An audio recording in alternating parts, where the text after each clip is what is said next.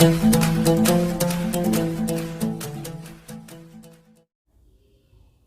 सभी लोगों का स्वागत है आपके अपने YouTube channel future online classes में। और जैसे कि आप सभी लोगों को मालूम है कि जो बच्चे अभी इंट्रेंस एग्ज़ाम दिए थे और उनका एडमिशन जो है कंफर्म हो चुका है, और साथ ही साथ आपके थर्ड लिस्ट भी जो है आने वाले हैं 13 को, तो उसके बाद आपके एडमिशन प्रक्रिया जो है समाप्त हो जाएगी। फिर आपके जो है फर्स्ट ईयर की क्लास जो है चालू हो जाएंगी। तो यहाँ पर जो है सबसे पहले आप सभी लोगों को समझने का फेर यह है कि आपको फर्स्ट ईयर में क्या क्या पढ़ना है। जैसे डीएलएड फर्स्ट ईयर का जो सिलेबस है 2022 से 24 सेशन का, वो क्या है और आपको क्या क्या पढ़ना है, कितना पेपर पढ़ना होता है, या कौन कौन से पेपर किस किस सब्जेक्ट को पढ़ना है, वो सारी जानकारी अभी हम आपको देने वाले हैं। आपके जो भी मन में डाउट है, जो भी क्वेश्चन है, वो सभी क्लियर हो जाएंगे। तो देखिए, सबसे पहला प्रश्न यह है कि आपको फर्स्ट ईयर में कितने सब्जेक्ट पढ़ने होते हैं। ये पहला क्वेश्चन आप सभी लोगों का। तो देखिए, आप सभी लोगों को फर्स्ट ईयर में टोटल 12 सब्जेक्ट पढ़ने होते हैं, जो कि आप स्क्रीन पर देख रहे होंगे। और अभी हम सारी डिटेल बताएंगे। आपको फर्स्ट ईयर में कितने सब्जेक्ट पढ़ने होते हैं, 12 पेपर पढ़ने होते हैं। अब एक और बात यह आप सभी लोगों के द्वारा बार बार पूछा जा रहा है कि अगर हम साइंस वाले हैं और अगर हम आर्ट वाले हैं, तो क्या हम दोनों का सिलेबस सेम है या अलग अलग है।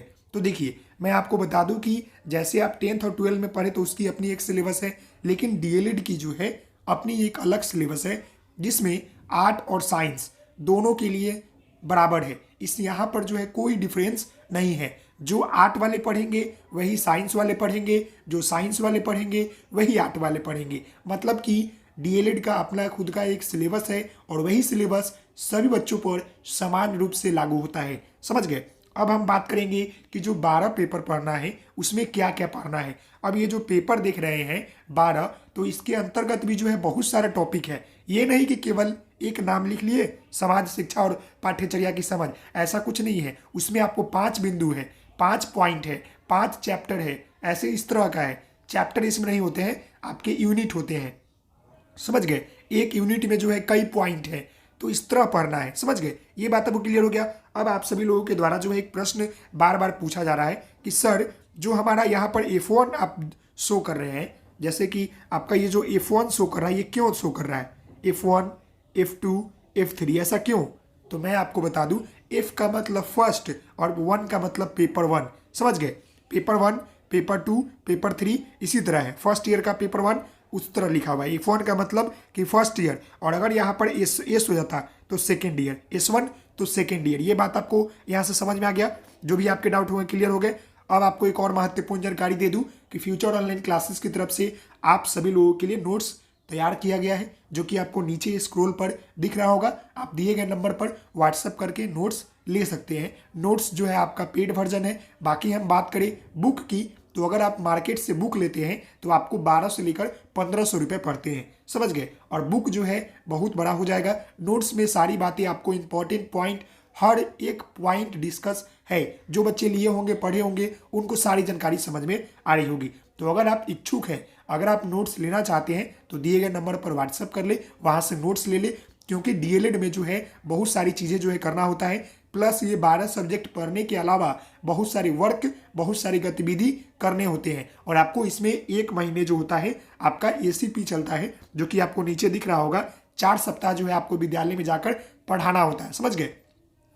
अब हम जो है पेपर के ऊपर बात करेंगे कि आपको जो है कौन कौन से पेपर जो है पढ़ना है। देखिए, पहला आपका जो पेपर है F1 है, जिसमें आपको समाज शिक्षा और पाठ्यचर्या की समझ के बारे में पढ़ना है। इसमें भी जो है आपके 4 या 5 यूनिट होते हैं। समझ गए। और हर एक यूनिट में आपको जो है 5 से 6 बिंदु होते हैं। समझ गए। सेकेंड पेपर F2 पेपर में आपको जो है बचपन और बाल विकास के बारे में पढ़ना है। इसमें जो है बच्चों से रिलेटेड सारी जानकारी आपको पढ़ना है कि बचपन और बाल विकास कैसा होता है। उसमें बहुत सारे टॉपिक इसमें भी है। समझ गए। फिर आपका F3 आता है। तो F3 आपका जो होता है प्रारंभिक बाल्य अवस्था देखभाल एवं शिक्षा के बारे में पढ़ना होता है कि बच्चा जब जन्म लेता है तो उसका देखभाल कैसे करते हैं लोग और उसकी शिक्षा व्यवस्था कैसी होती है। इसके अंतर्गत भी जो है आपको बहुत सारा यूनिट, बहुत सारा पॉइंट आपको पढ़ना है। इसीलिए मैं आपको नोट्स रेफर कर रहा हूँ, प्रेफर कर रहा हूँ कि आप नोट्स ले लें। बाकी आप बुक लेंगे तो बुक में भी जो है उतनी बातें नहीं लिखी गई है और उतनी बारीकी से नहीं लिखी गई है, आपको वहाँ भी पढ़ने में कठिनाई होगा। प्लस मैं आपको बता दूँ सारी क्लासेस आपको फ्री ऑफ कॉस्ट यूट्यूब पर दिए जाएंगे, समझ गए। पेपर आपका A4 है जिसमें आपको जो है विद्यालय संस्कृति परिवर्तन और शिक्षक विकास के बारे में पढ़ना है कि विद्यालय संस्कृति क्या होता है, उसका जो परिवेश है, जो उसका परिवर्तन है वह कैसे होता है और शिक्षक विकास कैसे होता है, इसके बारे में आपको इसमें पढ़ना है। इसमें भी जो है बहुत सारा आपका पॉइंट और यूनिट है, समझ गए। अगला आपका A5 होता है। थोड़ी सी मेरी तबीयत ठीक नहीं है जिसकी वजह से मेरी आवाज़ फंस रही है, फिर भी आप टेंशन नहीं ले, सारी बातों को समझे जी। यहाँ देखिए A5 में आपको पढ़ना है भाषा की समझ तथा आरंभिक भाषा विकास, समझ गए। भाषा की समझ और आरंभिक भाषा विकास कि बच्चों में जो है भाषा की समझ कैसे आती है और साथ ही साथ बचपन में भाषा वो कैसे सीखते हैं और आरंभिक भाषा कहाँ से स्टार्ट होता है, इसके बारे में आपको पढ़ना है A5 पेपर में।